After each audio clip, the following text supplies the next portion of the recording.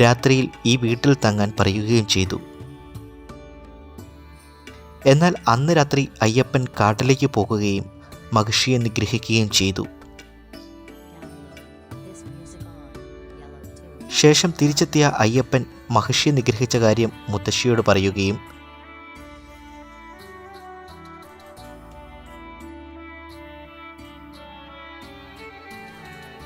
അതിനുശേഷം തൻ്റെ ഉടവാൾ മുത്തശ്ശിക്ക് തൻ്റെ ഓർമ്മയ്ക്കായി സമ്മാനിക്കുകയും അവിടെ നിന്ന് തിരിച്ചു പുറപ്പെടുകയും ചെയ്തു.